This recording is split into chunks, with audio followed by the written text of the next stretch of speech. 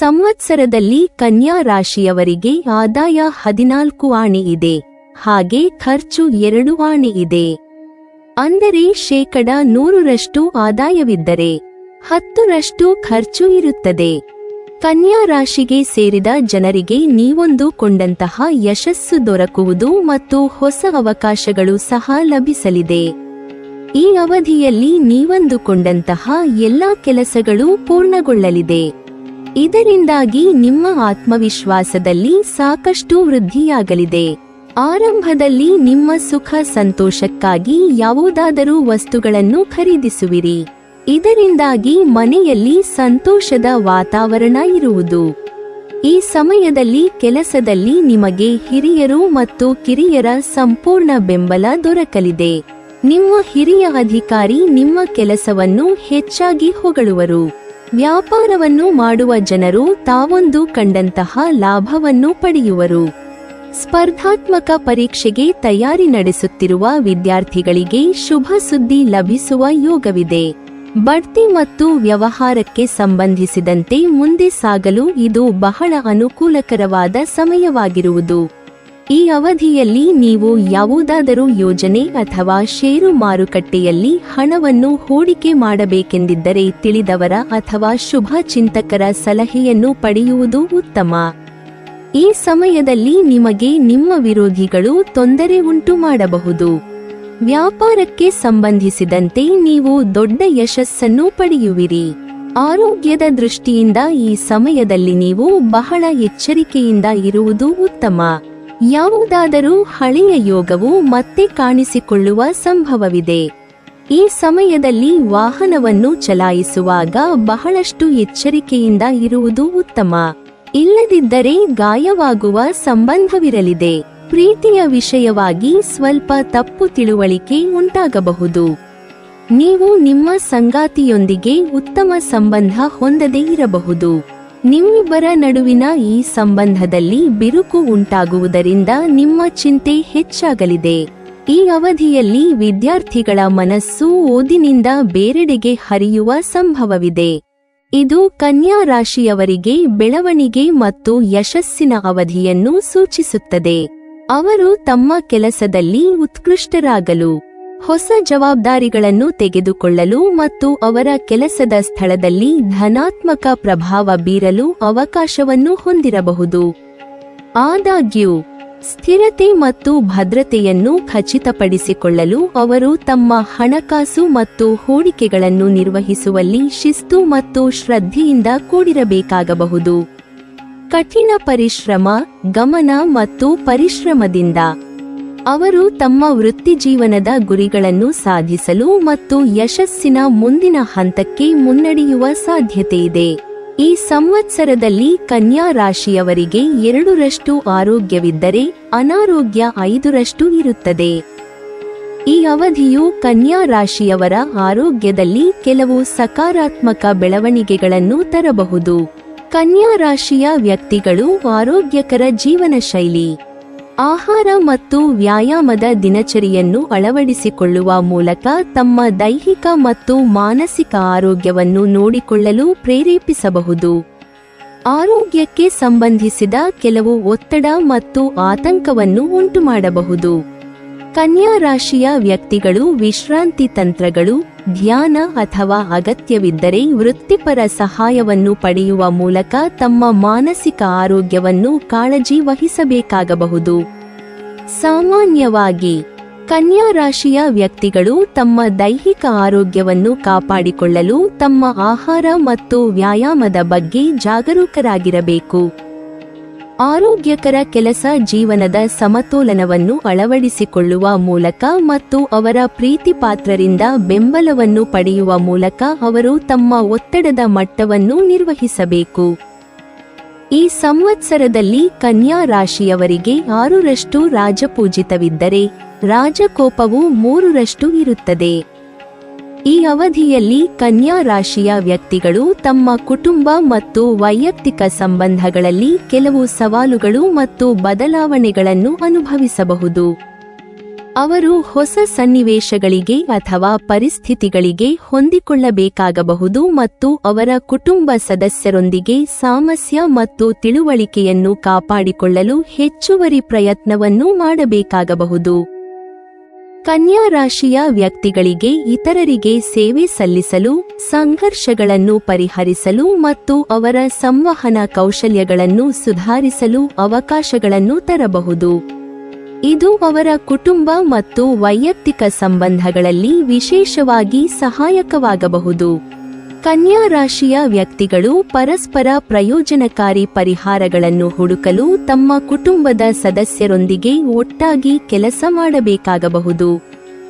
ಕನ್ಯಾ ರಾಶಿಯ ವ್ಯಕ್ತಿಗಳು ಈ ಅವಧಿಯಲ್ಲಿ ತಮ್ಮ ವೃತ್ತಿಜೀವನದಲ್ಲಿ ಕೆಲವು ಸಕಾರಾತ್ಮಕ ಬೆಳವಣಿಗೆಗಳನ್ನು ಅನುಭವಿಸಬಹುದು ಎಂದು ಗ್ರಹಗಳ ಸ್ಥಾನಗಳು ಸೂಚಿಸುತ್ತವೆ. ಈ ಅವಧಿಯು ತಮ್ಮ ಕೆಲಸದಲ್ಲಿ ಉತ್ತಮ ಸಾಧನೆ ಮಾಡಲು, ಹೊಸ ಜವಾಬ್ದಾರಿಗಳನ್ನು ತೆಗೆದುಕೊಳ್ಳಲು ಮತ್ತು ಅವರ ಕೌಶಲ್ಯಗಳನ್ನು ಸುಧಾರಿಸಲು ಅವಕಾಶಗಳನ್ನು ತರಬಹುದು. ಅವರು ಇತರರಿಗೆ ಸೇವೆ ಸಲ್ಲಿಸಲು ಮತ್ತು ಅವರ ಕೆಲಸದ ಸ್ಥಳದಲ್ಲಿ ಧನಾತ್ಮಕ ಪ್ರಭಾವ ಬೀರಲು ಅವಕಾಶವನ್ನು ಹೊಂದಿರಬಹುದು. ಕನ್ಯಾ ರಾಶಿ ಚಕ್ರದ ಜನರಿಗೆ ಮಂಗಳ ಸಂಚಾರವು ಜೀವನದಲ್ಲಿ ಸಕಾರಾತ್ಮಕ ಫಲಿತಾಂಶಗಳನ್ನು ತರುತ್ತದೆ. ಪ್ರಯಾಣ ಸಾಧ್ಯವಾಗಲಿದೆ. ವ್ಯಾಪಾರ ಸಮಸ್ಯೆಗಳು ನಿವಾರಣೆಯಾಗಲಿವೆ. ಆರ್ಥಿಕವಾಗಿ ಅಭಿವೃದ್ಧಿ ಹೊಂದುವಿರಿ. ಆದಾಯದ ಹೊಸ ಮೂಲಗಳು ಸೃಷ್ಟಿಯಾಗಲಿವೆ. ಶುಭ ಸುದ್ದಿ ಸಿಗಲಿದೆ. ಸ್ನೇಹಿತರಿಂದ ಬೆಂಬಲವನ್ನು ಪಡೆಯುತ್ತೀರಿ. ಉದ್ಯೋಗದಲ್ಲಿ ಪ್ರಗತಿ ಕಂಡುಬರಲಿದೆ. ವ್ಯವಹಾರದಲ್ಲಿ ಯಶಸ್ಸನ್ನು ಪಡೆಯುತ್ತೀರಿ. ಕನ್ಯಾ ರಾಶಿಯ ವ್ಯಕ್ತಿಗಳು ತಮ್ಮ ಅಧ್ಯಯನದಲ್ಲಿ ಹೆಚ್ಚು ಗಮನಹರಿಸಬಹುದು ಮತ್ತು ನಿರ್ಧರಿಸಬಹುದು. ಇದು ಶೈಕ್ಷಣಿಕ ಯಶಸ್ಸಿಗೆ ಕಾರಣವಾಗಬಹುದು. ಈ ಅವಧಿಯು ಕನ್ಯಾ ರಾಶಿಯ ವ್ಯಕ್ತಿಗಳಿಗೆ ತಮ್ಮ ಆಸಕ್ತಿಯ ಕ್ಷೇತ್ರದಲ್ಲಿ ಉನ್ನತ ಶಿಕ್ಷಣ ಅಥವಾ ಸಂಶೋಧನೆಯನ್ನು ಮುಂದುವರಿಸಲು ಅವಕಾಶಗಳನ್ನು ತರಬಹುದು. ಹೊಸ ಕೋರ್ಸ್ಗಳು, ಪ್ರಮಾಣೀಕರಣಗಳು ಅಥವಾ ತರಬೇತಿ ಕಾರ್ಯಕ್ರಮಗಳನ್ನು ತೆಗೆದುಕೊಳ್ಳುವ ಮೂಲಕ ತಮ್ಮ ಜ್ಞಾನ ಮತ್ತು ಕೌಶಲ್ಯಗಳನ್ನು ವಿಸ್ತರಿಸಲು ಅವರು ಪ್ರೇರೇಪಿಸಲ್ಪಡಬಹುದು. ಯಾವುದೇ ವಿಚಾರದಲ್ಲಿಯೂ ದುಡುಕಿನ ನಿರ್ಧಾರವನ್ನು ತೆಗೆದುಕೊಳ್ಳುವುದಿಲ್ಲ. ಸಂಪೂರ್ಣ ಅರಿಯದೆ ಯಾವುದೇ ರೀತಿಯ ತೀರ್ಮಾನಗಳನ್ನು ತೆಗೆದುಕೊಳ್ಳುವುದಿಲ್ಲ. ಆತುರದ ಬುದ್ಧಿಯಿಂದ ದೂರ ಉಳಿಯುವಿರಿ. ಗೆಲ್ಲಲೇಬೇಕೆಂಬ ಛಲದಿಂದ ಜೀವನದಲ್ಲಿ ಮುಂದುವರಿಯುವಿರಿ. ಎದುರಾಗುವ ಕಷ್ಟಕರವಾದ ಪರಿಸ್ಥಿತಿಯನ್ನು ಧೈರ್ಯದಿಂದ ಎದುರಿಸುವಿರಿ. ಗೆಲ್ಲುವ ಹಾದಿಯೂ ತಿಳಿದಿರುತ್ತದೆ. ಸದಾಕಾಲ ಯಾವುದಾದರೂ ಒಂದು ಕೆಲಸ ಕಾರ್ಯಗಳಲ್ಲಿ ತೊಡಗುವಿರಿ. ಕೋಪ ಬಂದರೂ ಬಹುಕಾಲ ನಿಲ್ಲುವುದಿಲ್ಲ. ಗುರು ಹಿರಿಯರ ಆಶೀರ್ವಾದವು ನಿಮಗೆ ಸದಾ ದೊರೆಯುತ್ತದೆ. ನಿಮ್ಮಿಂದಾಗದ ಕೆಲಸ ಕಾರ್ಯಗಳಿಗೆ ಆತ್ಮೀಯರ ಸಹಕಾರವಿರುತ್ತದೆ. ಕಣ್ಣಿನಲ್ಲಿ ಎಲ್ಲರನ್ನೂ ಗೆಲ್ಲಬಲ್ಲ ವಿಶೇಷ ಶಕ್ತಿ ಇರುತ್ತದೆ. ವಿದ್ಯಾರ್ಥಿಗಳು ತಮ್ಮ ಗುರಿ ತಲುಪಲು ಹೆಚ್ಚಿನ ಪ್ರಯತ್ನವನ್ನು ಮಾಡುತ್ತಾರೆ. ಈ ಸಂವತ್ಸರದಲ್ಲಿ ಕನ್ಯಾ ರಾಶಿಯವರಿಗೆ 6ರಷ್ಟು ಸುಖವಿದ್ದರೆ 3ರಷ್ಟು ದುಃಖವಿರುತ್ತದೆ. ಈ ಹೊಸ ಸಂವತ್ಸರವು ಕನ್ಯಾ ರಾಶಿಯವರ ಮದುವೆಯ ನಿರೀಕ್ಷೆಗಳಲ್ಲಿ ಕೆಲವು ಸವಾಲುಗಳನ್ನು ಅಥವಾ ವಿಳಂಬಗಳನ್ನು ತರಬಹುದು. ಕನ್ಯಾ ರಾಶಿಯ ವ್ಯಕ್ತಿಗಳು ತಮ್ಮ ಸಂಭಾವ್ಯ ಸಂಗಾತಿಯೊಂದಿಗೆ ಕೆಲವು ಘರ್ಷಣೆಗಳು ಅಥವಾ ತಪ್ಪು ಗ್ರಹಿಕೆಯನ್ನು ಎದುರಿಸಬಹುದು. ಇದು ಮದುವೆಯಾಗಲು ಅವರ ಯೋಜನೆಗಳನ್ನು ವಿಳಂಬಗೊಳಿಸಬಹುದು ಅಥವಾ ಅಡ್ಡಿಪಡಿಸಬಹುದು. ಆದರೆ ಬದ್ಧತೆ ಮತ್ತು ಜವಾಬ್ದಾರಿಯ ಗ್ರಹವಾದ ಶನಿಯು ಇದು ಅನ್ಯೋನ್ಯತೆ, ನಂಬಿಕೆ ಮತ್ತು ರೂಪಾಂತರವನ್ನು ಪ್ರತಿನಿಧಿಸುತ್ತದೆ. ಈ ನಿಯೋಜನೆಯು ಕನ್ಯಾ ರಾಶಿಯ ವ್ಯಕ್ತಿಗಳಿಗೆ ತಮ್ಮ ಪಾಲುದಾರರೊಂದಿಗೆ ಬಲವಾದ ಭಾವನಾತ್ಮಕ ಸಂಪರ್ಕಗಳನ್ನು ನಿರ್ಮಿಸಲು ಮತ್ತು ಅವರ ಸಂಬಂಧಗಳನ್ನು ಗಾಢವಾಗಿಸಲು ಕೆಲವು ಅವಕಾಶಗಳನ್ನು ತರಬಹುದು. ಗ್ರಹಗಳ ಸ್ಥಾನಗಳು ಕನ್ಯಾ ರಾಶಿಯ ವ್ಯಕ್ತಿಗಳಿಗೆ ಅವರ ಮದುವೆಯ ಭವಿಷ್ಯದ ವಿಷಯದಲ್ಲಿ ಮಿಶ್ರ ಫಲಿತಾಂಶಗಳ ಅವಧಿಯನ್ನು ಸೂಚಿಸುತ್ತವೆ. ಅವರು ಕೆಲವು ಸವಾಲುಗಳನ್ನು ಅಥವಾ ವಿಳಂಬಗಳನ್ನು ಎದುರಿಸಬಹುದು, ಆದರೆ ತಾಳ್ಮೆ, ಪರಿಶ್ರಮ ಮತ್ತು ಸಂವಹನದಿಂದ ಅವರು ಈ ಅಡೆತಡೆಗಳನ್ನು ಜಯಿಸಲು ಮತ್ತು ತಮ್ಮ ಸಂಗಾತಿಯೊಂದಿಗೆ ಬಲವಾದ ಮತ್ತು ಪೂರೈಸುವ ಸಂಬಂಧವನ್ನು ನಿರ್ಮಿಸಲು ಸಾಧ್ಯವಾಗುತ್ತದೆ. ಕನ್ಯಾ ರಾಶಿಯ ವ್ಯಕ್ತಿಗಳು ತಮ್ಮ ಸಂಗಾತಿಯೊಂದಿಗೆ ಭಾವನಾತ್ಮಕ ಸಂಪರ್ಕಗಳು, ನಂಬಿಕೆ ಮತ್ತು ಅನ್ಯೋನ್ಯತೆಯನ್ನು ಬೆಳೆಸುವತ್ತ ಗಮನಹರಿಸುವುದು ಮುಖ್ಯವಾಗಿದೆ. ಬದಲಿಗೆ ಮದುವೆಗೆ ಹೊರದಬ್ಬುವುದು ಅಥವಾ ಹಠಾತ್ ನಿರ್ಧಾರಗಳನ್ನು ತೆಗೆದುಕೊಳ್ಳುತ್ತದೆ. ವಿವಾಹವೊಂದನ್ನು ಬಿಟ್ಟರೆ ಬೇರೆಲ್ಲವೂ ಸುಖದಿಂದ ಇರುತ್ತದೆ. ಇನ್ನು ವಿದ್ಯಾರ್ಥಿಗಳ ವಿಚಾರಕ್ಕೆ ಬರುವುದಾದರೆ 2025ರಲ್ಲಿ ಅವರು ಪಡುವಂತಹ ಪರಿಶ್ರಮಕ್ಕೆ ತಕ್ಕನಾಗಿರುವಂತಹ ಪ್ರತಿಫಲವನ್ನು ಪಡೆದುಕೊಳ್ಳಲಿದ್ದಾರೆ. 2025ರಲ್ಲಿ ನೀವು ಕಷ್ಟಪಟ್ಟು ಕೆಲಸ ಮಾಡಿದ್ರೆ ಖಂಡಿತವಾಗಿ ನಿಮ್ಮ ಪರಿಶ್ರಮಕ್ಕೆ ತಕ್ಕನಾಗಿರುವಂತಹ ಪ್ರತಿಫಲವನ್ನು ಯಾವುದೇ ಅನುಮಾನವಿಲ್ಲದೆ ಪಡೆದುಕೊಳ್ಳಬಹುದಾಗಿದೆ.